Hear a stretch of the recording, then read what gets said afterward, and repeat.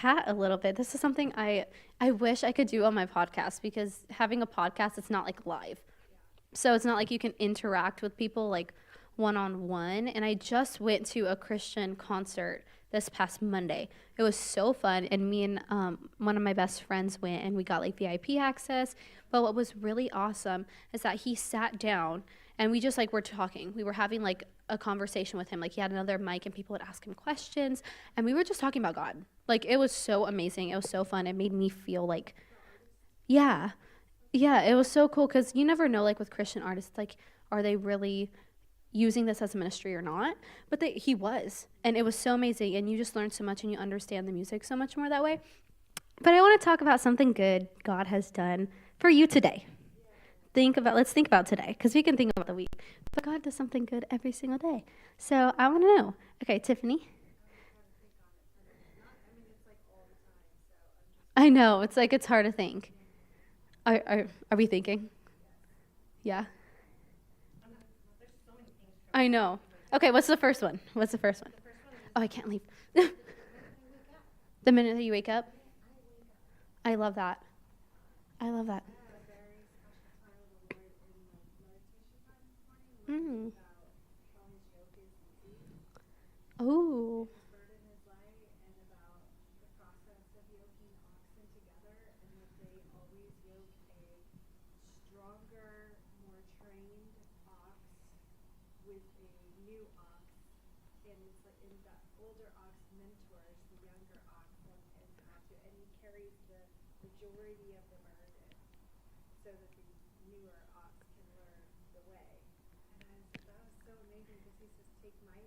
Yeah.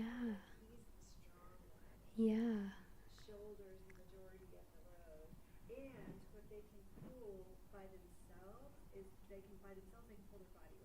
Mm. Wow. That's so cool. I love that. I love that. I immediately thought, like, I love how you're thinking it's like God. It's like he's mentoring us and he's taking so much of our burden. Yeah, I was just thinking, I was like, like immediately I thought of like how when I came to the church, I was immediately mentored by so many of like the strong like prayer warriors and people who have just been in their word for years. And it just really helped me, because I I didn't know. Like there's just so many things I didn't know, but I learned so much just from seeing like you and Stephanie and Kim just teaching me things throughout like my walk. And it's beautiful, because I want to do that at some point, especially like even for like my future kids. I want to be able. Yeah. Yeah. So I loved that. That's so amazing. Alrighty. Alrighty. Welcome, everybody. We are at Wednesday night Bible study. We are here on a wonderful Wednesday. We are not halfway through the week, but we're getting there. So it's just such a blessing to be here and to speak, and to just have God work through me. It's something that I shared a little bit about last Wednesday when we were doing a little bit of a debrief after choir rehearsal, and we're just talking about like what would you say to God? Like if you saw Jesus right now, like what would you even say to him? And I wasn't even in an emotional mood, but I just started crying, because I was thinking like, you could have chose anybody, you could have done anything with my life, but you've chose me to be here with these people right now, and I'm just so grateful. And that's how I feel like, and it was just crazy. And then I get a message from Tiffany asking me to share my testimony today, which is just, it's such a blessing to me, because at the time when I was living through the hardship, I didn't think that my hardship would actually help other people. Like I thought it was too much of a burden for other people to even carry on. Like if I told them about anything that had happened in my life, it would almost be like I was telling them out of a way to like guilt trip or needing them to feel a certain way for me, which is just, it's just toxic environments that, people place on you at a young age. And if they make you believe that way, or if parents or friends, or if, any family member makes you feel a certain way about sharing your story or sharing your negative experiences, that kind of carries on into, your relationship with God. But he's not like that. He wants us to open up to him, and he wants us to share our testimonies with other people so that they can feel like, okay, I'm not in this alone. Like, other people have gone through it too. Other people are going through it and living, they're living proof of his goodness. So that's what we're going to do today. I'm really excited. So I just want to do a quick little introduction on myself. So my name is Bree. I'm 18 years old, and it's so weird to even say that I'm leaving for college soon. I leave for college next Friday. I'm going to New Jersey for music. I'm going to be double majoring, so a lot is happening. It's very exciting, a lot of blessings, and a lot of people ask me, like, how did you know this is what God intended you to do? And, this wasn't just something that was a hobby. But every time I went to an audition, I asked for God to reveal something about me. I was like, okay, God, if this place isn't for me, let things not match up. Make it very obvious to me the environment won't feel right, or I won't get the scholarship, or I may not even get accepted into the school. Just save me from going to the wrong place. And everything just kind of aligned when choosing this college. And I've just been blessed ever since, and I'm very excited. This summer has been probably the closest I've been with God. I've been really getting in my word and understanding what the word means. My goodness, that is so important. But that's a whole other Bible study. And what was something else I wanted to share? Oh, and I've been saved, or I've given my life to the Lord probably for about 4 years now. So I feel like I'm very new on this journey because, in faith, you have your moments where it feels like you've fallen out of it, and then you come back, or you have spiritual warfare. It's very real, and it hits us hard, especially when the enemy feels threatened, because God is using us for his goodness, which is also why our testimonies are so important, because things that we've done in the past don't define who we are now and don't define who we were meant to be in God's eyes. And the enemy will try to make us feel like we aren't worthy enough to be sharing the word of God, that we aren't worthy enough to be saved. But we are, and you are. So if you needed to hear that today, say amen, because that's so true. So this past year in high school, I was in a group called Diversity Leadership Alliance. And I've been in this group for a couple of years, but this past year was so amazing. We had this guest speaker come in, and she was fabulous. She was a fashion designer and stylist for all these top-notch A-list celebrities. And she was talking about, she's like, y'all don't mess with the music industry because it's very demonic. But her testimony was so beautiful, and I could just tell that she had God in her life by the way she spoke about her testimony. But she had us do this exercise where we wrote down, we were talking about personal branding. That's basically what this club is about. It teaches you how to be, prepare basically for college or future life, because, you got to know how to define yourself. You got to know how to portray yourself correctly on social media or online, because if you're going for a specific job or career, you want to fit that job or career, especially within your social media. You have to, especially following God too. I feel like I want to portray a woman of God in every aspect of my life. And that was something that was really hard for me to give up for a while, because I was like, well, all my friends know me as this person. But I'm like, but then on Sundays, I'm completely different. And that's not how it should be. It should be the same Bree all the time. It should be the Bree that knows God all the time. So in this workshop, we immediately got asked a question, who are you? Who is your personal brand? When you describe, if you're going to define yourself to somebody, they're going to ask you, okay, tell us who you are. Go ahead and write that down. So she had us write it down, and some people were sharing, and, kind of how I introduced myself, which is kind of how I structured that. I was like, hi, my name is Bree. I'm 18. I do music, and, I love God, and I've been saved for 4 years, things like that. And a lot of people were like, oh, my name is blank blank, and I'm this years old. My dream is to do this. And she stopped us after the third person, and she said, you're describing a lot of things about yourself, but you're not truly defining who you are. What is something about you? And this line gets me every time. She's like, identity is what someone cannot take from you. And she had us rewrite what we were going to say about ourselves. And then I shared. And she's like, who are you? And I was like, I am a child of God, and nobody can take that away from me. And that is something that is so powerful. That is something nobody can take away from us. Someone can take away my career as a musician. Someone can take away, I'm not going to be 18 next year. Someone can take away, my favorite book or my favorite TV show or, things that I thought defined me. But no one can take away the fact that I was literally created by God and I'm his child. So I think that's a great center of how I feel now. But let's get into what got me there, because it's a lot. And I will try to make it as concise as I can so that it makes sense, but also it's still as powerful, because everyone's testimonies are so powerful. And I feel like I've told my testimony so many times where, like, I feel like to me, it's just like, oh, it's just my testimony. Like, it's not really that, like, yeah. I'm like, I've never told, like, I feel like I've told it to everybody. I feel like everybody knows my testimony. Like, I don't want to share it again. But I heard a sermon of somebody saying your testimony is so powerful because somebody's hearing it for the first time, and that might be what saves them. That might be what restores their faith and sparks it again. But anyways, before knowing God, I was very lost. I didn't grow up in church.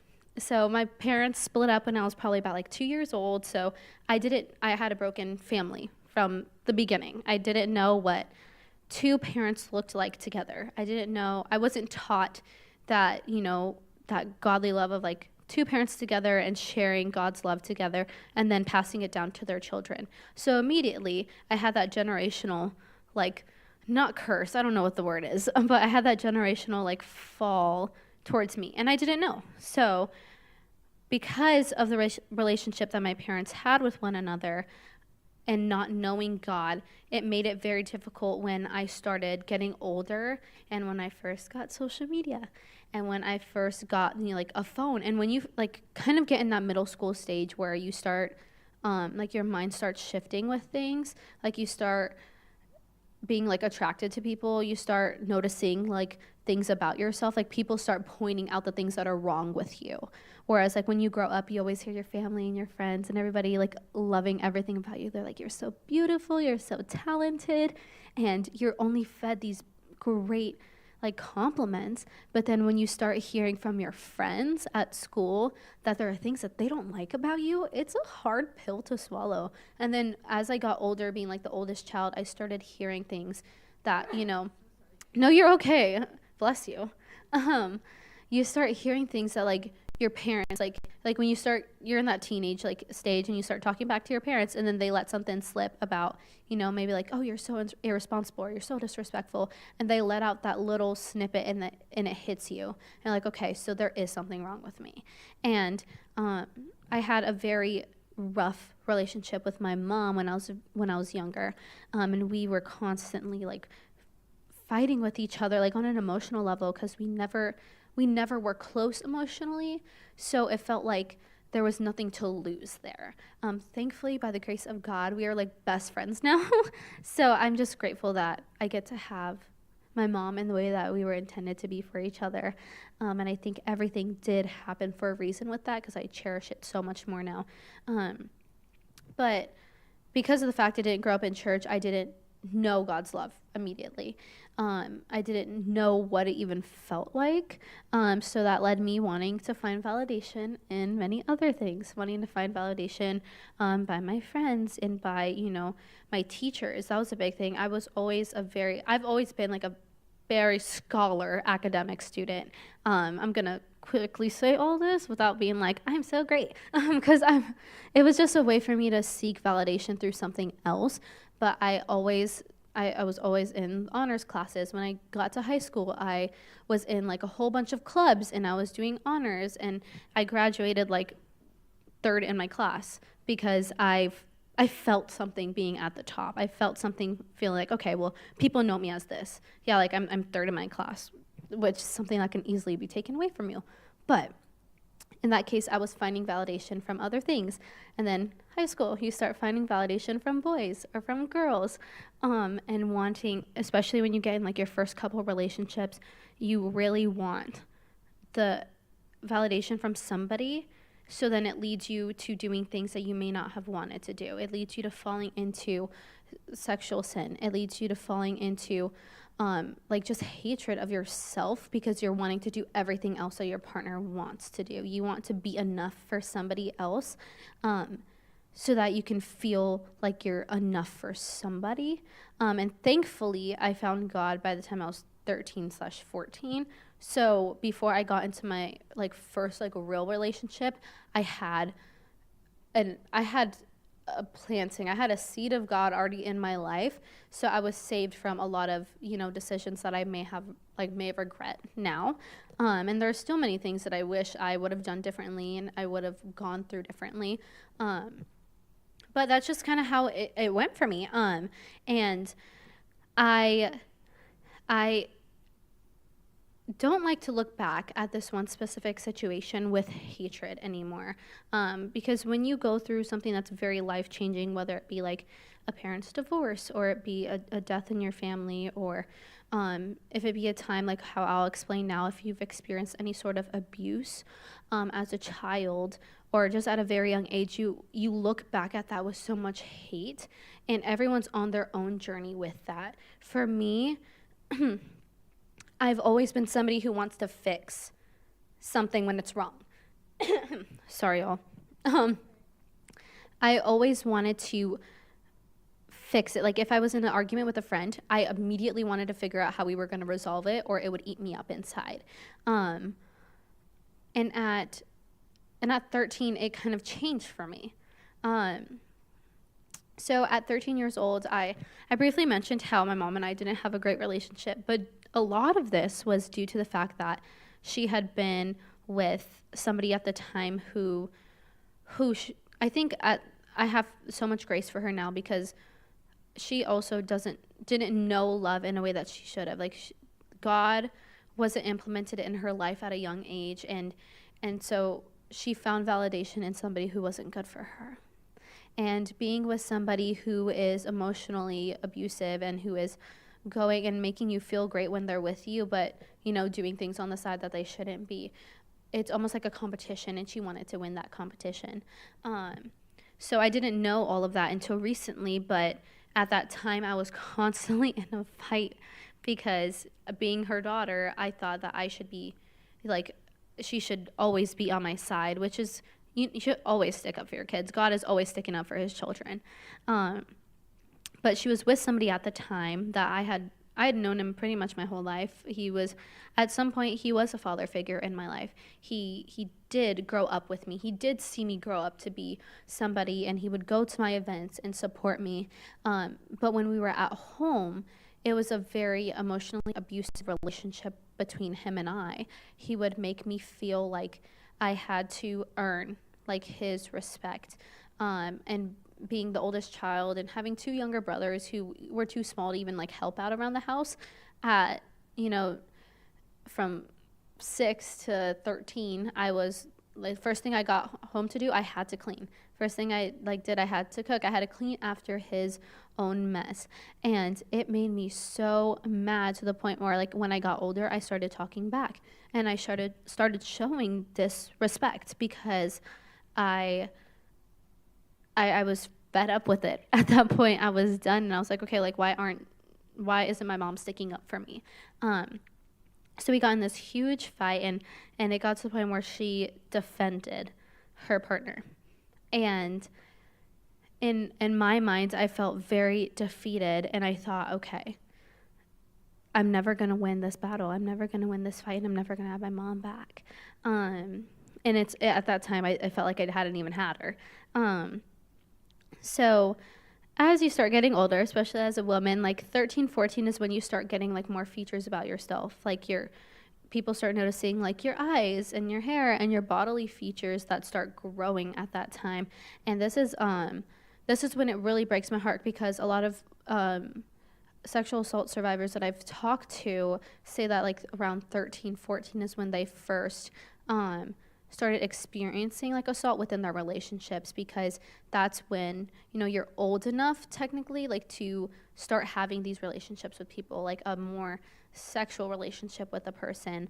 And I was always like, in my mind, I'd always like known like, okay, like if something were to happen to me, I need to scream, I need to tell somebody, I need to fight. Um, but it had never occurred to me that this could happen in my own home, in a place where I should feel the most comfortable. It is still a possibility.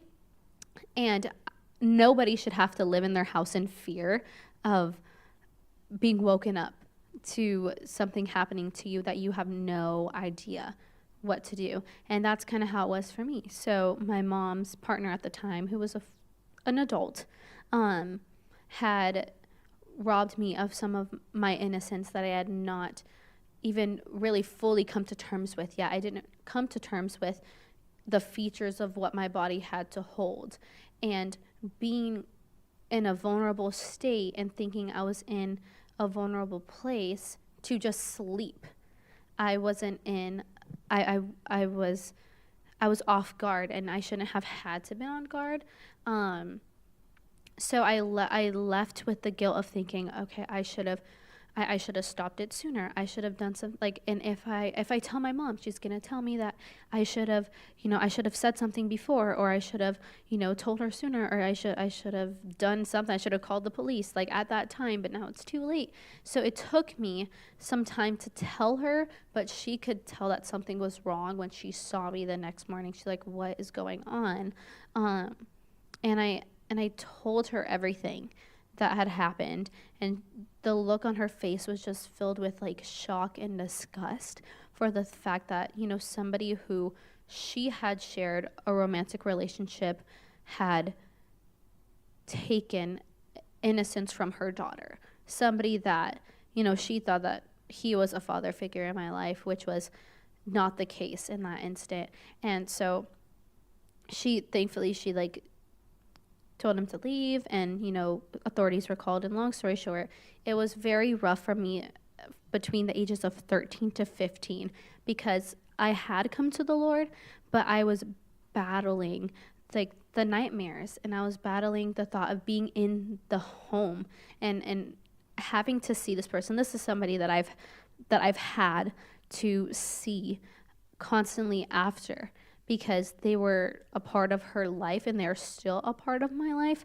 And I held so much of a grudge to it, because I was like, you had no right to do this to me, which is completely correct. This person had no right to touch me or to make me feel any sort of unsafe or uncomfortable in my own home. But I look back at that moment and at this journey with so much grace, because the enemy wants me to hate the person, and I've learned that it's just the evil spirit that's living within them, and that person is still God's child. And I've prayed ever since that I've really gotten to know the Lord, that God's spirit fills them instead, and that a new spirit of like innocence and love for the Lord comes out of them, instead of letting the evil spirit take control. And I've always been kind of like shunned, especially when it first happened, from sharing this experience.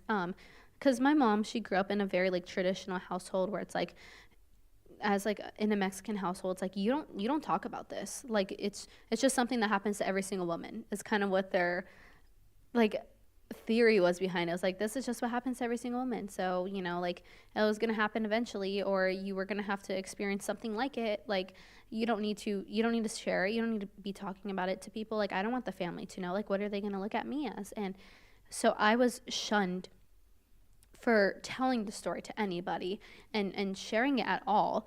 But I've always had a heart of being willing to share, like, the weakness that was at that moment, because once I had gone through it all, and after that whole situation happened, my mom and I were still fighting back and forth, because I was still struggling to make her see how I felt about it, and to make her truly understand how it was affecting me in a different way that it might affect other people.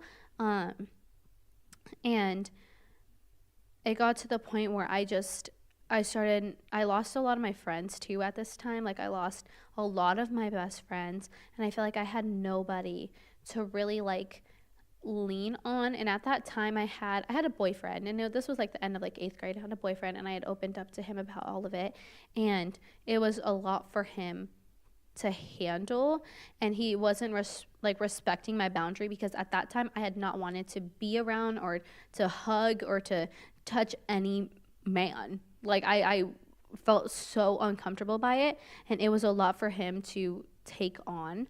So I had lost somebody that I thought I was very close to and that I could talk to about anything. So I felt like I was losing a lot of people, and even having like my dad and some other like family members on my side, like it was hard. It was really heartbreaking, because it wasn't my dad's fault, but any time around then where I would get a hug, or he would just touch my shoulder, I wanted to like rip like my skin off. Like I wanted to immediately go in the shower and like wash my body. And I think that's still like how it kind of is now. Like there are moments where I feel like uncomfortable because of that experience, and it's not because of the person that I'm with. It's just because of my past experience and learning how to go through life now and understand, like, okay, something had really affected the way that I saw life. And I used to be very close and very touchy-feely, and I still am now, but there are times where I just don't want you to touch me, and I don't want anyone to take offense to it, but it's just a part of my testimony, and it's something that had really been hurting me. But because I had been told not to share it, or because a lot of my friends were like, what's wrong with you? And I lost a lot of my friends. I was like, okay, well, what's my purpose now? Like all the joy that I'd known, like all the childlike joy that I had known, I lost it because I was now introduced to a new side of the world that I never knew could exist. And the enemy really used that as a pull to making me feel worthless and making me feel like, okay, well, my mom's not going to forgive me. My friends aren't there for me anymore. So this is just my time. Like, it's time for me to go. Like, there's no purpose for me in this life anymore. And I was just so low. And I remember I was still in the room where everything had happened, and I hadn't moved out yet, but I was just being tortured by the enemy and feeling so down about myself that I let him convince me to the point where my life wasn't worthy of anything, that I needed to end my own life, because it would do everybody else a favor, was what I was like sold into believing. And so as I was I was on the phone with my dad, and it was like it was real. Like I was on the phone with my dad, and I was telling him, I was like, I can't do it anymore. And I feel so bad now, like thinking like my poor father is at work and freaking out. Like he's on his way home because he's like, I don't know if I'm going to get there and have a daughter anymore, and it just, I just can't believe that the enemy is so horrible and making people think that they aren't worthy, because I wish I could show her the love that God has shown me now. But I remember sitting on my bed being like, okay, this is it. This is okay. But I was so scared. I was so scared that, like, what happens, like, next? Like, you don't realize, like, what death is until you're about to face it. And I was like, oh, my goodness, this is actually something I'm going to do. And that was the first time I felt the Holy Spirit. And I felt God speak to me and tell me, you're not done, and I'm not done with you. And I just fell into, like, I just started crying, because I was like, what? Like you're actually real? Like you're actually talking to me right now? And experiencing God firsthand in that way, I was like, I can never, like now looking back at it, I can never hate the experiences that I'd gone through, because if I hadn't gone through them, I wouldn't know God. And I firmly believe that I would probably have found God, but it would have been on a completely different scale, and I might have gone through so much more hurt and so much more things that I may regret. And I found God found me at a perfect time.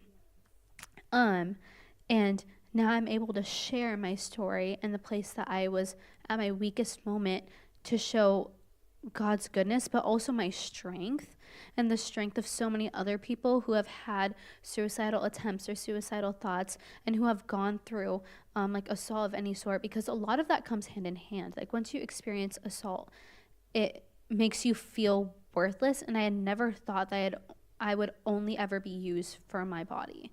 I had never thought that that'd be something that somebody could ever do, despite like knowing like somewhat of what it is. But it was such a crazy shift in life. The change was like day and night. And I just thank God that he found me at that time, because I wouldn't have the people, I wouldn't have the experiences that I do now. I wouldn't be able to see his joy that he's doing. And it is such an honor. Yes. Oh, thank you. Yeah, he saved me. And anytime somebody shares their testimony and they talk about how he saved him, I'm like, yeah, I believe it. I believe it because he did it for me too. And it's like such a relatable kind of thing. I want to go to 2 Corinthians chapter 11. And this is when, chapter 11 in 2 Corinthians is when Paul is being vulnerable to the church. And he's talking about the pressure that he faces, just being the fact that, he's Paul. And he's like, I have so much pressure on me to look right and to do right and to be perfect. But he allowed himself to be vulnerable with his people. And he says in chapter 11, verse 30, if I must boast, I will boast of the things that show my weakness. And he's talking about, if I am to say anything about my Father, I'm going to say how I've suffered and the things that I'm suffering with, because this is how he's made me strong. Then this continues into chapter 12. Oh, I almost dropped everything. This continues into chapter 12. I'm going to open my Bible because we're going to go through a couple of verses in here. I just did a whole study in 2 Corinthians, and y'all, it is so good. I think I'm going to go back into it just with a new narrative, because learning about how the testimonies of God are shared, especially in 2 Corinthians, is so good. So in chapter 12, verses 6 through 10, chapter 6, he says, even if I should choose to boast, I will not be a fool, because I would be speaking the truth. But I refrain so no one will think more of me than is warranted by what I do or say, or because of these surpassingly great revelations. Therefore, in order to keep me from becoming conceited, I was given a thorn in my flesh, a messenger of Satan to torment me. 3 times I pleaded with the Lord to take it away from me, but he said to me, my grace is sufficient for you, for my power is made perfect in weakness. Therefore, I will boast all more gladly about my weakness, so that Christ's power may rest on me. That is why, for Christ's sake, I delight in weakness and insults, in hardships, in persecutions, and difficulties. For when I am weak, then I am strong. That is such a powerful message right there. In suffering, God's light can truly shine. And that's why our testimonies are so powerful. Like anytime someone shares their testimony, it brings somebody out of the darkness, because that's when we see their strength. You hear someone's story and you're like, wow, they are so strong for going through that. But I wasn't strong in that moment. I was so weak, but God was strong because he pulled me out of it. We need to get the idea that our suffering, like we need to get this idea that our suffering defines who we are. Like we need to get that out of our head, because our trials and tribulations may be how God is shown to other people, and especially for people who may not even believe in God, but they're like, oh, they're your friend or they're your family member, and they're like, how did you go through all this? And you have so much love and so much grace for life. Y'all, that ain't me. That's my Father. And if there's something different about me, it's because he's dwelling within me. So yes, being sexually assaulted at a young age may have brought me to God, but my story didn't just save me, it's going to save hundreds more. And I want him to continue using it, so I won't be ashamed of sharing my testimony. And I will let him speak about it as much as he wants to, because I never thought that one day I would be the reason that people are seeing God for who he is and seeing like the power of someone's testimony. It is just so wonderful. Like I could listen to people share their testimonies all day. This is also shown in John chapter 4. You don't have to go there if you don't want to. But this is when, in John chapter 4, we have the Samaritan woman who is drawing water from the well. I love this story because it just shows like how much characteristic Jesus has. And everyone like on Instagram posts things where it's like, Jesus was a real person because he like hints her with the fact like, oh, you're right. You don't have one husband. You have four. And it's like, Jesus was just somebody who kept it real. But it's like you can't deny who he was. And he's describing to her in this while she's getting water from the well. He's like, well, this water you're going to drink isn't going to keep you satisfied. It might for a little bit, but you're still going to thirst. And what you need is the living water. And throughout this whole interaction with her, he's slowly telling her more about her life. And he's like, oh, well, yeah, you're right. Like, this is who you are. He's given her little tidbits of her life. And she's like, how does this man know these things? Like, these are top secret things that nobody else knows. Like, little things that you may not have even told to anybody else. Jesus knows them. And, like, I couldn't imagine. Like, if I was her, like, thinking, I'm just going to go get water at this well, going to do my job. And a man is sitting there, and he starts telling you, like, about all your secrets and all the things that you're wishing for even. And also coming to you, like, not with judgment, but with love.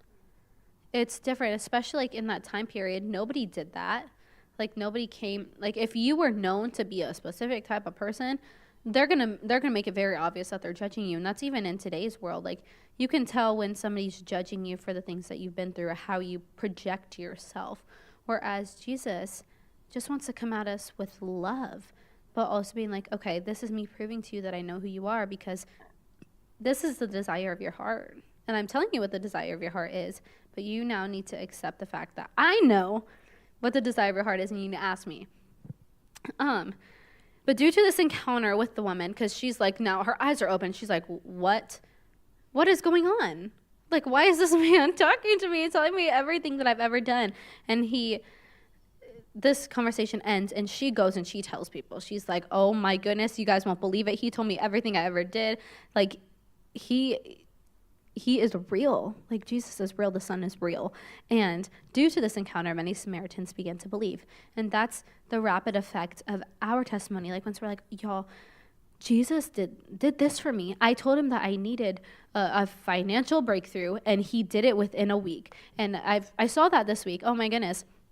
My bonus parents, who are so amazing, they work on like different schedules.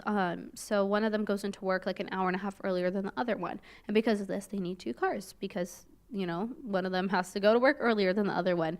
And then also they have a baby girl who they bring to like, you know, a grandparent's house every day. So last week, one of their cars was leaking a lot of coolant. And I didn't really know like how severe that could be, especially in Arizona. But you definitely need to get that checked out immediately. So they took it to the shop last Friday. So not that long ago, last Friday, they took it to the shop, and my bonus mom, she's like, I don't know what we're going to do because they're telling me they might not even find out what's wrong with it until 5 to 7 business days. And that's not even like the time considering that they need to do to fix it. And she's like, and I don't know if this is going to be covered under the warranty because of how long they're going to keep my car. But she's also like, what if I get a rental car and they can't cover the cost of what the rental car is? Because now this is going to be more time than I was expecting. So she just had a lot on her heart. And immediately I went into praying and telling God, like, okay, God, I'm asking you on behalf of them, and I'm praying that you provide a financial breakthrough because I know you can. And that week, I finished cat sitting, and my client at the time, I sent her how much it was going to be, and she sent me $100 more than it needed to be because she was like, well, I know you're going to college soon, and you've just been so amazing, and your availability has been so great. So she sent me more than I even needed. And I was like, wow. And And I was debating. I was like, okay, do I want to send this 100 to help them? Or do I want to send this 100 to the church? And I was going back and forth. I was like, well, I can do half and half. But I sent half to the River of Life, and I sent half to Debbie in Uganda so that she could use it for the ladies there. And I was like, okay, Lord, how badly I want to send this to my God, like my godmom. But I'm sending this to you to put action to my faith, knowing that you are going to provide a financial breakthrough for my family. And so I got a message on Monday from my godmom, and she's like, Mija, I don't know what you did and how you prayed, but we just got a message today that we're going to have our car by Friday and everything's covered under warranty. And I was like, oh my goodness, that's my God. Like, I was like, I could not stop. I was like, God, you are so good. Like, you work so quickly. And again, I was reading something. I'm in the book right now. I'm in the book of James. And this book is so good with really challenging, like, okay, well, what is faith without action? And it was so wonderful thinking, like, I didn't even realize that, because I'm like, how am I going to put actions to my faith? Like, more than just giving to the church. I'm like, how can I show my faith through my actions? But it was almost like a confirmation from him, like, you did. You didn't just pray, but you let me control it. You didn't try to control it first. You didn't try to be like, okay, thanks God for this extra 100. I'm going to go and immediately put it towards something else. You used it for the goodness of my people. And then you let me control the other things going on in your life. I was like, oh my goodness, God, you're so good. I cannot even believe that you're real. Like, what is this life? So yeah, that's just something that Jesus did for me this week. And again, like, even that is what makes people believe even more. Like my bonus parents, she's grown up in the church. She loves God. She knows God. Her husband hasn't had a relationship with God pretty much his whole life. But throughout this time where I'm like, okay, I'm praying for you, and throughout the few months where God has provided for them, I can just see the shift, and where he's like, yeah, let's go to church. And they got their baby dedicated when I got baptized. And I just see, like, again, there it is. It's like the seed being planted, like how someone's going to tell their one story, and then it's just going to spread because everybody else is going to want to believe. Everybody else is going to be like, I need that. And I want to know this person who's getting you through all this. And I hope that everybody does, because he's so amazing. And you gain so much from it. You gain joy. And I didn't know the difference between happiness and joy until I knew God, because happiness is so temporary. It's temporary things, but joy, like, lives within you throughout the whole day. It's like it's a spirit living within you throughout the whole day. So yeah, a small breakdown. God has shown me how to love and to forgive people. Now I can have conversations with people that I may not have thought I would forgive ever. But I can have conversations, and I've actually, the person who I was talking about previously that had put me through a really rough experience when I was 13, I was able to pray over him a couple weeks ago. And I felt no sense of, I didn't feel like I had to force it. I felt like I want to love this person the way that God has intended for them to be loved. And maybe the grace that I'm giving them is going to be the seed that they need of God in their life. And so that was true forgiveness. That's how I knew. I didn't just say that I forgave them. I actually showed it. And I did that by showing the grace of God. God loved me when there were times where I probably didn't deserve it, where I was like so mean to him, and I would blame him for everything. But now I look back and I'm like, okay, I'm going to do things differently now. I'm going to change my narrative so that when, something rough goes in my life and people see how I react to it or how I respond to it, they're like, okay, God's really working in her, because what was that response? I was not expecting that. And yeah, at the end of the day, our testimonies are not for us. They're not just for us. Yeah, we're supposed to share them, but it's for the grace of other people. It's for the goodness of other people and bringing them to the Lord. And once we realize and accept this, God can continue to progress our purpose. Once we realize, okay, my testimony isn't the only thing about me, God is going to continue to progress our purpose so that we can continue to do the good works of God, because I wasn't just created to go through a rough experience and then just tell it for the rest of my life.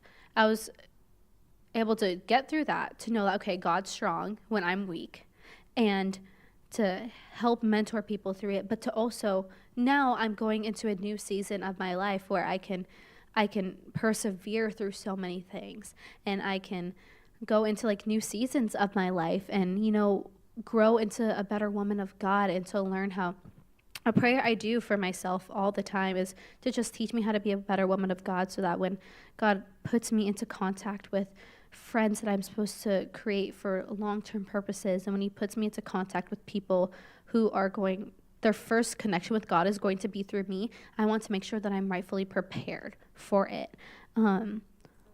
So once I truly forgave the situations that had happened prior, then I learned that I was truly transformed into a woman of God, and I'm trying my best to continue doing it now. So yeah, that's just a little bit of my testimony. So thank you guys for coming and learning more about God with me. And yeah, absolutely. Yeah, so let's pray. Let's pray for people who have possibly had sexual trauma in the past, or who may be currently going through it. So yeah, let's just pray.